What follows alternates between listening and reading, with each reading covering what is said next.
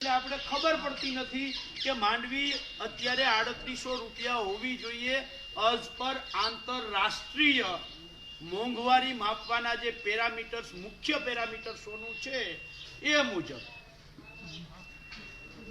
આપણે નાકામ એટલા માટે જઈએ છીએ કે 5 વર્ષ સુધી આપણે પાલભાઈ નેનો યુરિયા નથી આવતું, ફરજિયાત ભટકાવે છે, ડીએપી નથી મળતું, એનપીકે નથી મળતું, યુરિયા નથી મળતું, લાઇટ નથી મળતી, ભાવ નથી મળતા, ટેકામાં વારો આવતો નથી.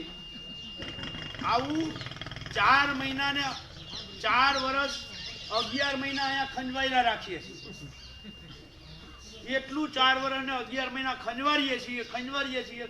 આ બધું જ ટેકો નથી, ખંજવાયું, ભાવ નથી, ખંજવાયું, નેનો ફરજિયાત ભટકાવે, એટલું ખંજવારીએ છીએ ને છોડા પાડી દઈએ. એમાં જીવડા પડે ને એટલું ખંજવારીએ છીએ.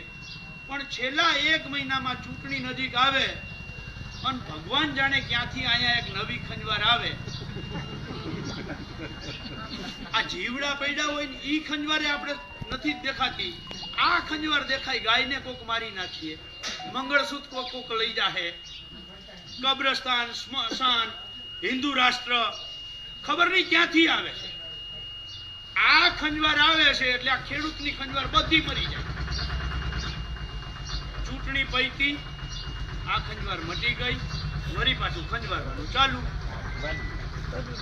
યોગ્ય સમયે આપણે યોગ્ય નિર્ણય નથી લેતા, યોગ્ય સમયે આપણે ખેડૂત નથી થતા, એનું આ પરિણામ છે. અને આજે હું જે આવ્યો છું એના માટે જે વાતથી મેં શરૂઆત કરી હતી એ વાત તમારી સામે મૂકું. જમીનમાં આપણી ભૂલ સુધારણા અરજીઓ બહુ કરી. હવે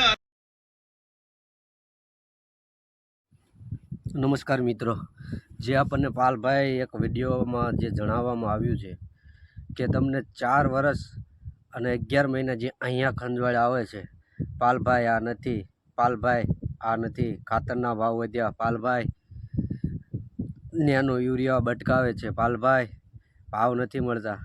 પણ જે અંતે 4 વર્ષ પછી જે 1 મહિનો જે છેલ્લો રહે, 4 વર્ષ અને 11 મહિના પછી 1 મહિનો તમને એવી ખંજવાળ અહીં આવે છે, એ ખંજવાળ તમે 4 વર્ષ ને 11 મહિનાને તમે ભૂલી જાઓ છો.